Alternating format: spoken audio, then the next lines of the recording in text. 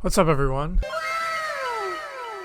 Listen, I have to keep removing things that are in the background just because. Can you see that banana? There's a banana peel chilling. There's currently a video or two in the works, but I thought, geez, I don't want to go a week without making a video. So listen, today I'm gonna talk about music, movies that I've been consuming over the past few days. Brought out the big microphone because we mean business today, and hopefully me moving it and shaking it actually doesn't absolutely ruin the audio quality. I don't know what to call this series or this episode. I was brainstorming ideas earlier, and also I'm wearing this beanie because I just kind of wanted to look like I make art for a living, or that I go on 3 nature walks a day, or that I work at a coffee shop part-time. That's kind of just how I'm feeling today.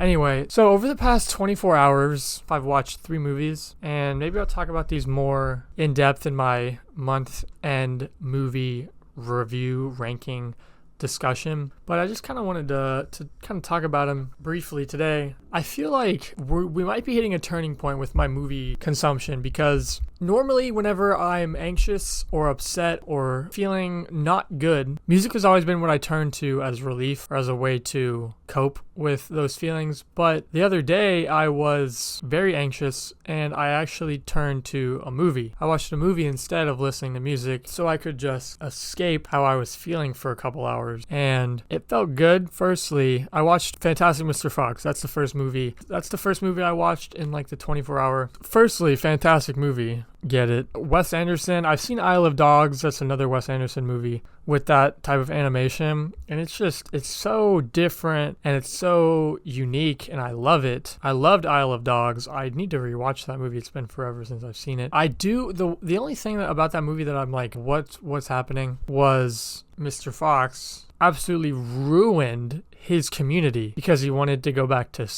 being a thief just one more time. He actually ruined it, and it was mentioned in the latter part of the movie, that he did this. But at the end, everyone just is like, this is our life. Like, they're living in a sewer or underground, and there's no backlash. One person actually ruined everyone's lives, and nobody cares. Personally, I wouldn't have let that slide. Anyway, that's the first movie. And like I said, I watched this movie because I was anxious and overwhelmed, and now I'm just like, let me just watch movies all the time. Like, if I wasn't filming this right now, I would be watching a movie. So I don't even know. So then the next day I watched Heaven Knows What, which is a movie about these drug addicts in New York who are homeless. So the main character, Harley, basically likes these 2 different dudes. And one of them does not care about her and actively tries to get her to hurt herself. And the other guy likes her, but she's more resentful towards him. It's weird. I think what is cool, though, the actor who plays Harley actually was an addict herself. And I think she's just playing herself in this movie, which I think is cool. But the issue with this movie is, for me, it was pretty directionless. It played out more like a Vice documentary than anything, at least at the beginning. And don't get me wrong, I'm a big Vice documentary advocate. I love a good Vice documentary. But I just felt like there wasn't anything happening. And maybe that's the point, right? Like, this movie is about drug addicts and alcoholics who are homeless. And I mean, if you think about someone who is living that life, their life probably has no direction. They just wake up, they pan for money, and then they use that money to buy drugs, and then they go to sleep and they do it all over again. If that's the artistic kind of style that they're going for, then I get it. The movie didn't satisfy that story aspect for me a whole lot, but I mean, it was a good movie. Like, for what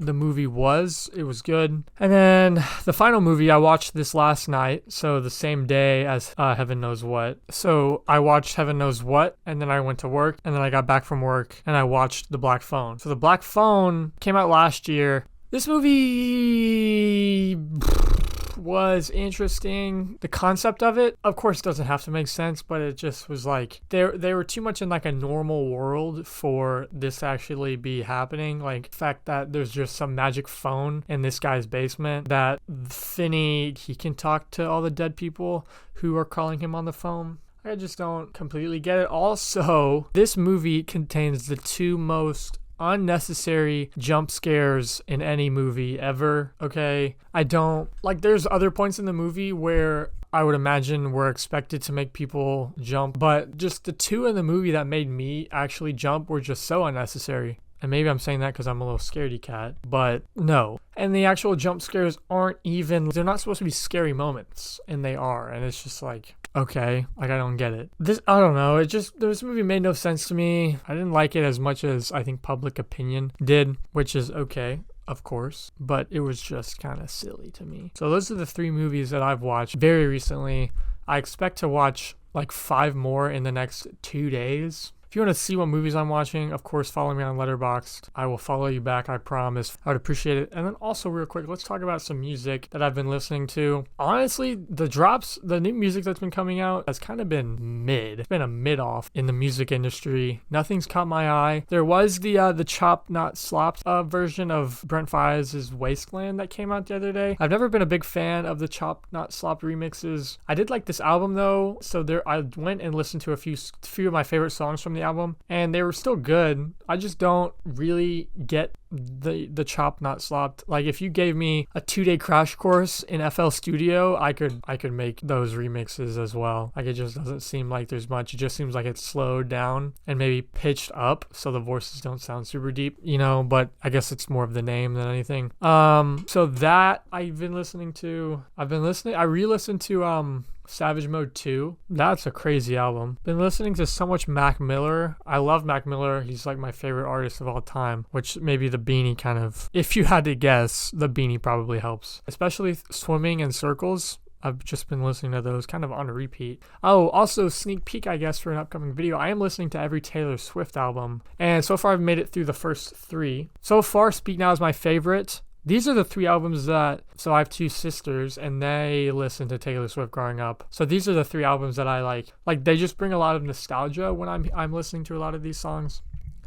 So who knows if that'll play into where my final rankings for all the albums go. If you're a Swiftie, get it hype. If you're not a Swiftie, broaden your horizons maybe a little bit. But other than that, I think that's honestly about all I've got right now. Any movies you've seen recently, any music you've been listening to recently, let me know. Anyway, thanks for watching. Follow me on Spotify and Letterboxd and Instagram and all of the above. I'll catch you on the next one. Time to go on my second nature walk of the day and then get some coffee.